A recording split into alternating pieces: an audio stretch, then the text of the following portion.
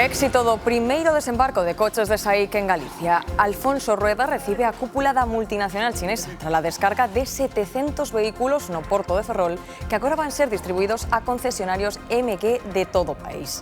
Xunta e SAIC avanzaron esta tarde no proxecto estratégico que vai converter Galicia no centro de operacións desta marca en Europa.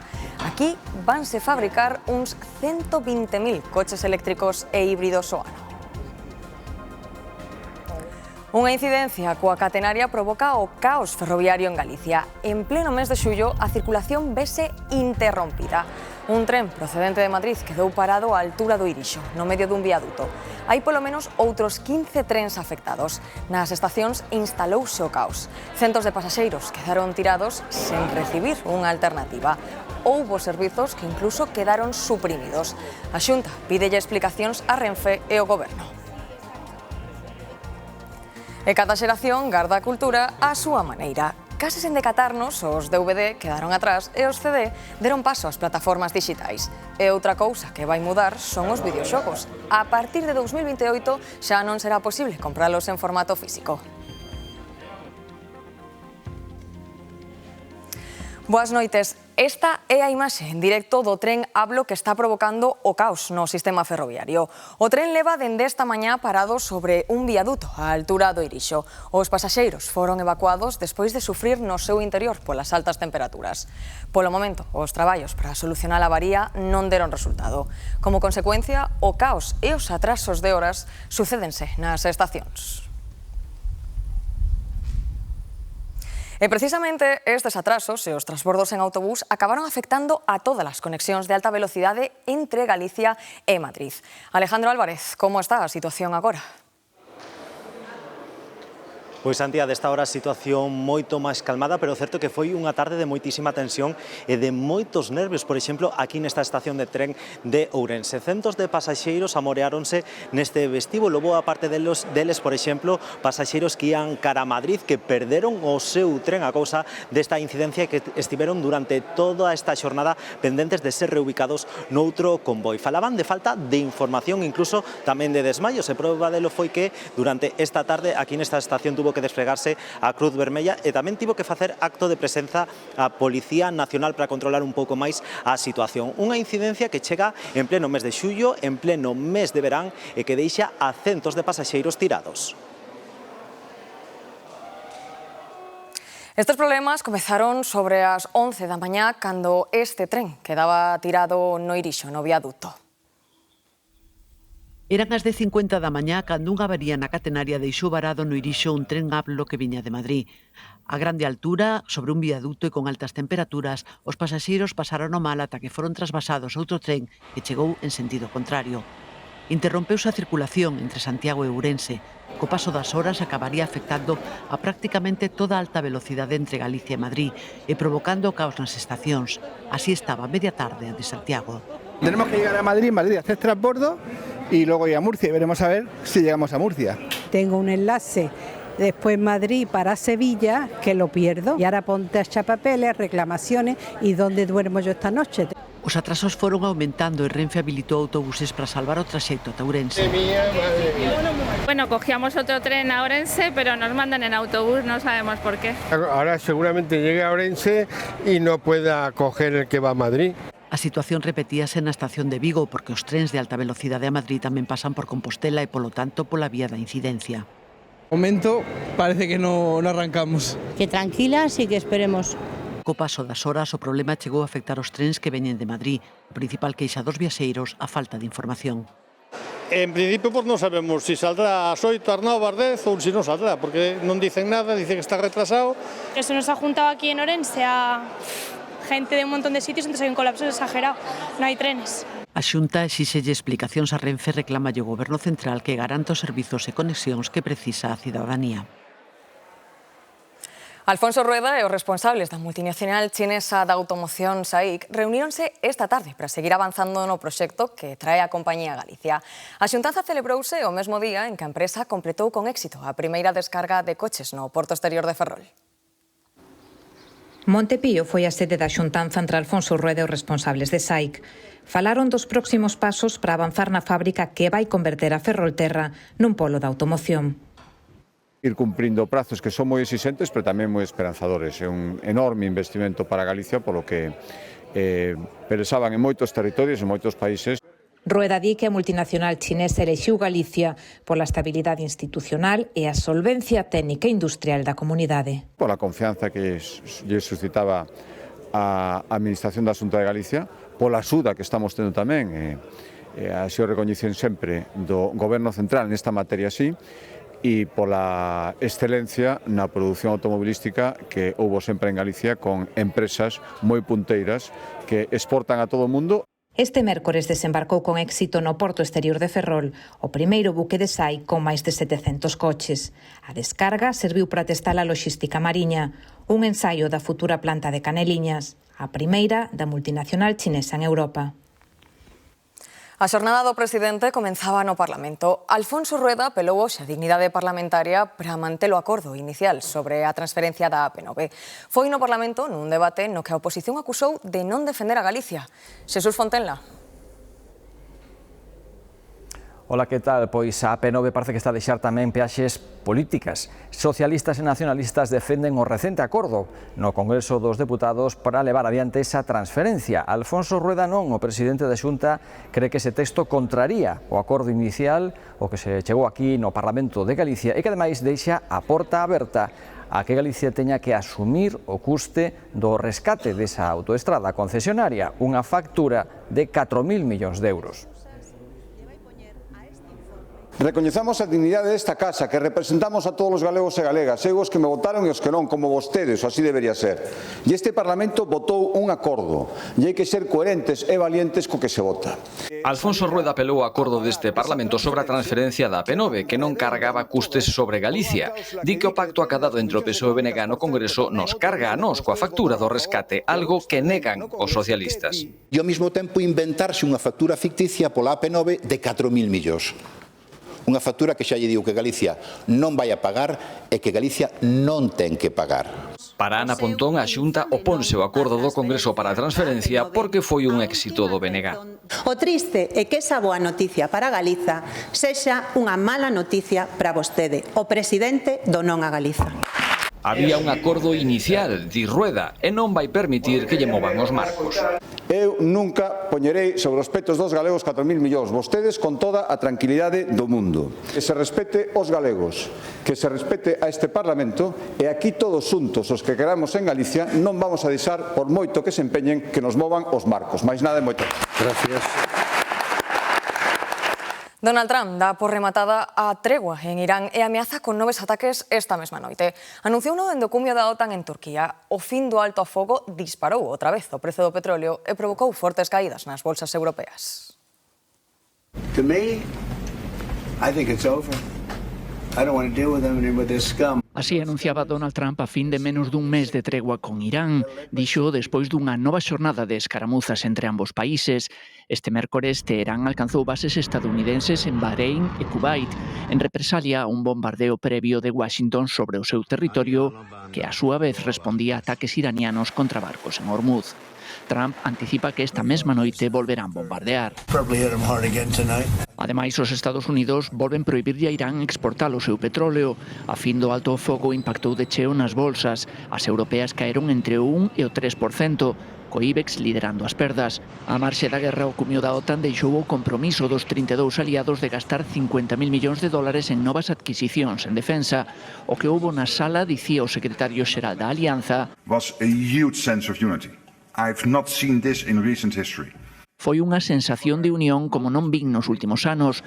Rutte volveu gabar o presidente estadounidense por facerlles aos europeos gastar máis en defensa. Unidade tamén no apoio a Ucraína. Aprobaron unha inxección de 70.000 millóns de euros en axuda militar e Zelensky obtivo de Trump a licenza de fabricación de sistemas Patriot a defenderse dos mísiles rusos.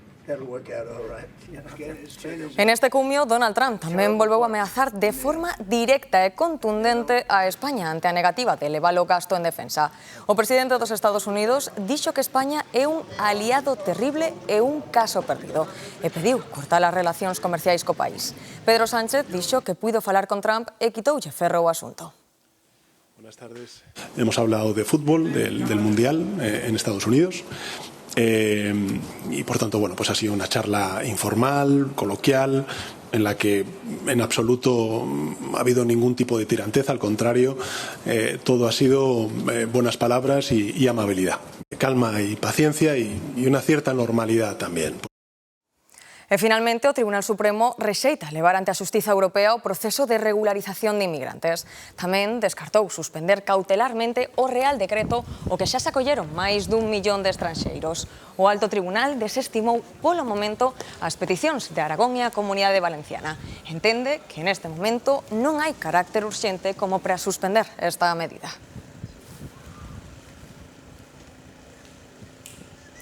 Galicia activa a situación de prealerta por escaseza de auga. En concreto, faino en 3 zonas. A conca do río Anllóns, a costa da Coruña Tarteixo e a conca do río Lérez. En total son 32 os concellos nos que se recomendan medidas de aforro de auga tanto no uso público como no privado. Esta situación de prealerta non introduce restriccións, pero sí reclama un consumo responsable. Nuño Alonso. Para evitar o gasto non esencial de auga, recoméndase evitar actividades como encher piscinas, regar con auga potable, o baldeo de rúas ou empregar as duchas a pé de praia. Son, como dicimos, algunhas das recomendacións que se trasladan a unha trintena de concellos, entre eles este, o da Estrada, tras a activación da prealerta pola seca. Tamén se aplicarán medidas equivalentes en Baiona, onde non se decretou a situación de prealerta, pero se busca paliar os efectos nas reservas de auga do incremento poboacional durante o verán. Dende a Oficina Técnica da Seca salientan que se trata de medidas preventivas que adoptan tras o descenso do caudal dos ríos Lérez e Anllóns, a escaseza de chuvias e as altas temperaturas das últimas semanas. Moitas grazas, Nuño. Imos con outros asuntos porque a Raíña Sofía regresou a Galicia para comprobar a recuperación das zonas afectadas polos incendios do Courel e Rubiá.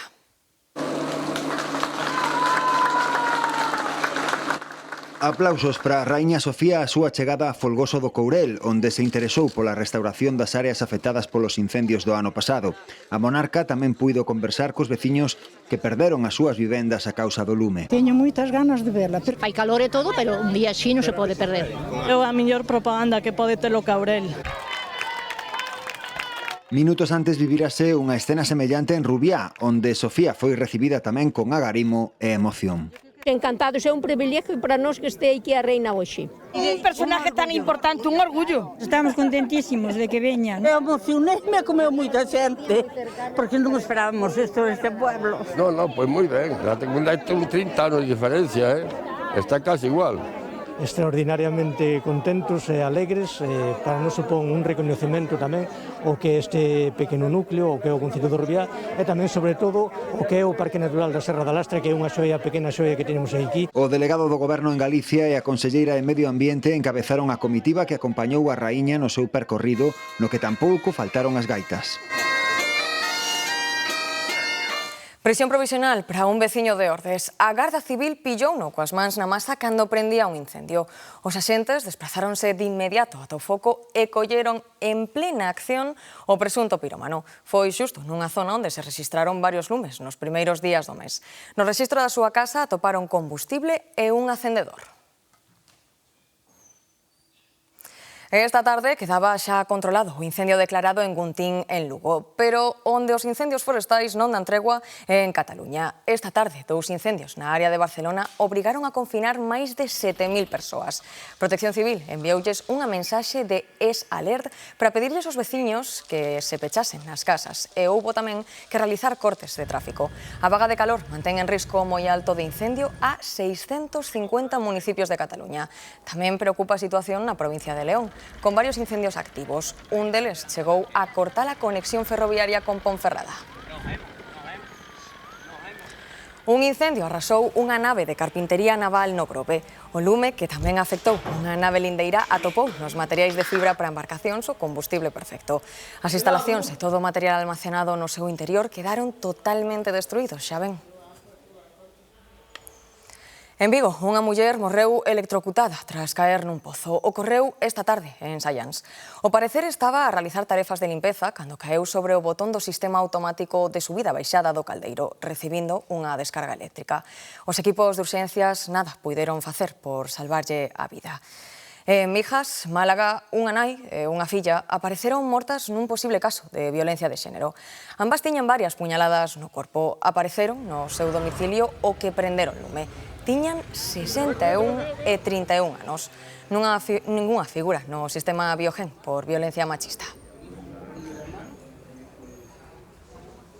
E atención nos cambios no Regulamento Xeral de Circulación. A partir do 1 de outubro, en caso dun atasco como este que están a ver, será obrigatorio deixar un corredor central libre para que poidan pasar vehículos de emerxencia, é dicir, policía, ambulancias e bombeiros.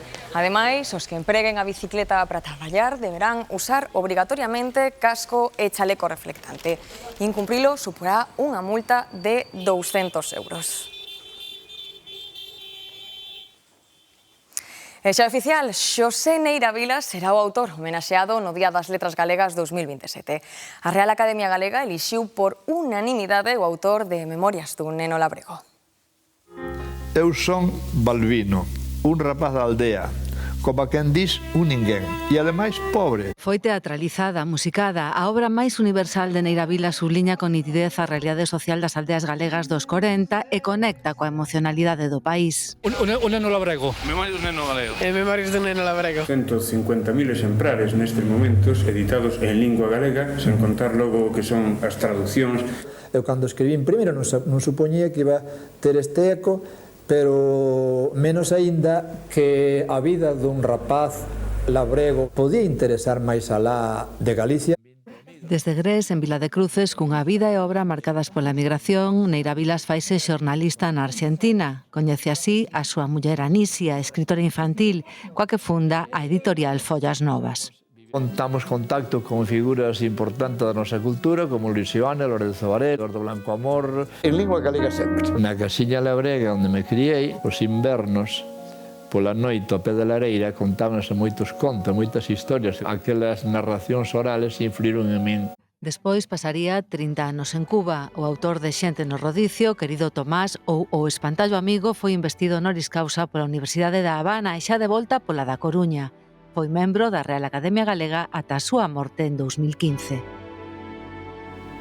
E o Concello de Burela abre un ano máis a súa lonxa a visitantes e curiosos. O percorrido permite coñecer de preto o peculiar sistema de poxa ou a variedade e riqueza do peixe que entra por un dos principais portos de España. Este ano a novidade é que o farán por primeira vez coas explicacións dun guía. É a porta de entrada da pescada, o bonito ou a xarda que mañá teremos no prato, pero o que acontece dentro da lonxa é un segredo que en Burela só desvelan para os non iniciados durante o verán. É a primeira vez que venimos a unha lonja, entonces ver así el pez recién pescado, pues como que te llama la atención. La cantidad de peces que estamos viendo, que la verdad es que es bastante espectacular. Aquí se produce cada ano a primeira venda de 15.000 toneladas de peixe, o 15% de todo o que se desembarca en Galicia, aínda que automatizado desde 2021, mantense o tradicional sistema de poxa. É como a xente respira esa tensión dos compradores e como hai que estar moito ao quite para coller o mellor prezo e que non se quede o compañeiro co lote. Desde este ano as visitas son guiadas, unha axuda que agradece o visitante. Estos pescados también los tenemos allí en el Mediterráneo, pero bueno, este muchacho nos está dando unas explicaciones bastante interesantes. Cando hai unha persona que che pode enseñar, ademais do que, bueno, pois a venta, o contexto de Burela como porto, eu creo que esa é unha experiencia moito máis enriquecedora e a xente dalle máis valor tamén ao produto que é o que se busca. As portas da lonxa de Burela estarán abertas previa reserva de luns a xoves en xullo e agosto. O barrio do Polvorín, en Ourense, conta cun novo local veciñal. Despois de 3 anos en actividade, comeza unha nova etapa que ten como finalidade, segundo os seus responsables, dinamizar o barrio. Os veciños do barrio de Polvorín fixeron un exercicio de memoria que se proxectará en actividades para a veciñanza durante todo o ano. Adelante.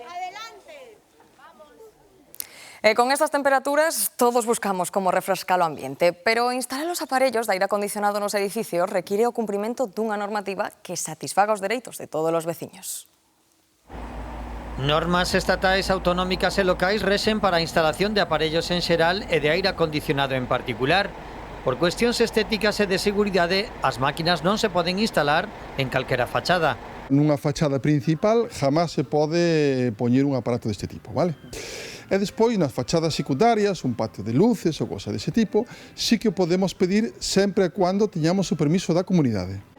É preceptivo o permiso da comunidade de propietarios do inmoble para colocalos nos lugares comuns, como patios ou tellados.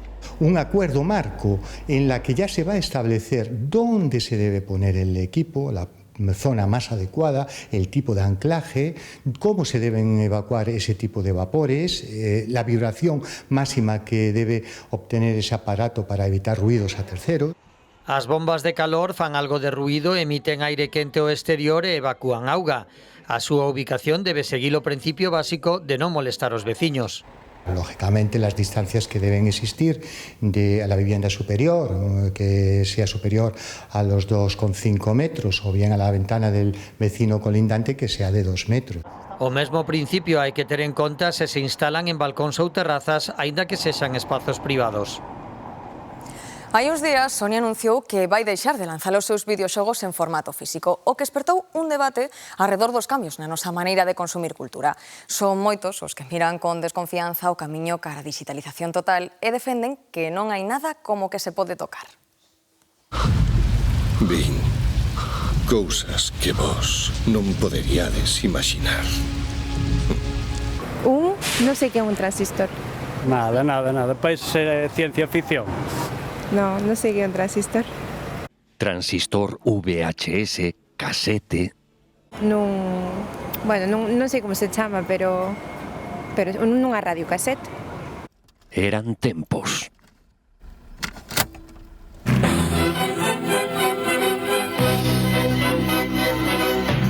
Despois, no coche, conectas o teléfono. Tens que te adaptar, é que te empuxan. Pareceme fatal que fagan todo digital, a verdad. Pero a mellor é porque son de outra época. O último paso digital de todo o dos videoxogos. A partir del 2028, Sony deja de lanzar sus juegos en físico. Esto significa que te va a llegar un pequeño código de descarga y no vas a tener una propiedad. Se eu pago por un produto para telo, non para que mo quites cando queiras. E alá van aquelas bibliotecas. Eu, por exemplo, os DVD xa non podo ver. Todos eses momentos vanse perder no tempo. No solo los videojuegos, no solo las series, todo lo que es arte puede hacerse de forma digital y hay temor. ¿Quién sabe? Igual. Me quedo contigo. Igual acaba todo volvendo. Pues me he enamorado. O Pazo da Peregrina de Bertamiráns acolleu a xornada inaugural da 5ª edición do Festival Abanea, que busca impulsar a danza fora dos espazos convencionais para chegar a un público máis diverso. Este evento pasará tamén por Outes, A Guarda, Foz e Celanova ata o 12 de xullo. Non nos gusta dicir que quen ven a Abanea buscando danza se atopa unha festa e quen ven buscando unha festa pois pode descubrir a danza, non? Por terceiro ano consecutivo, o Concello de Ames é unha das sedes do Festival Abanea que ata o 12 de xullo reúnen 5 localidades galegas a artistas nacionais e internacionais cun obxectivo claro, sacar a danza fora dos espazos convencionais. O que ten o poder da danza nun espacio non convencional é que a atopas. Entón vai te interpelar, pois a ver a xente que lle provoque reaccións do máis entusiastas e maravillosas e xente que pois ou non lle guste ou non saiba que dicir, pero ao fin e ao cabo a danza está interpelando e te está facendo ter algo que sentir, non? A Abanea tamén reforza a liña de acompañamento artístico e apoio aos novos talentos con oportunidades únicas de amosar as súas creacións no Circuito Nacional da Danza. Está sendo super nutritivo conectar coa comunidade da danza noutras comunidades autónomas de España, moitísimos artistas, moitísimas formas diferentes de facer arte, de entender a arte. A oportunidade de poder bailar aquí e presentar un proxecto que está en proceso diante de persoas internacionais de todo o mundo, este apoio bienal de Abanea é increíble, é unha sorte que ter isto, claro, aquí. Teñan en mente as seguintes citas da Abanea en Outes, A Guarda, Foz e Celanova e lembren que para desfrutar desta arte non fai falla ser un entendido, só hai que deixarse levar polos sentimentos, a expresión e a beleza que transmite.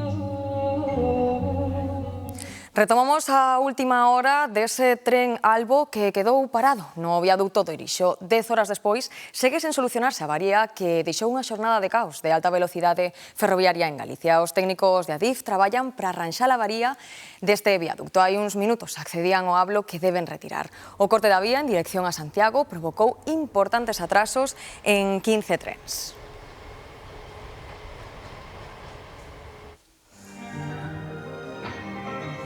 Os faros naceron para guiar os navegantes e os de Mera, no Concello de Oleiros, levan máis dun século cumprindo esa misión. Entraron en servizo en 1918 e dende entón acompañan as embarcacións que entran e saen das rías da Coruña, Ares e Betanzos. Con esta posta de sol despedímonos. Moitas grazas por acompañarnos. Ata mañá.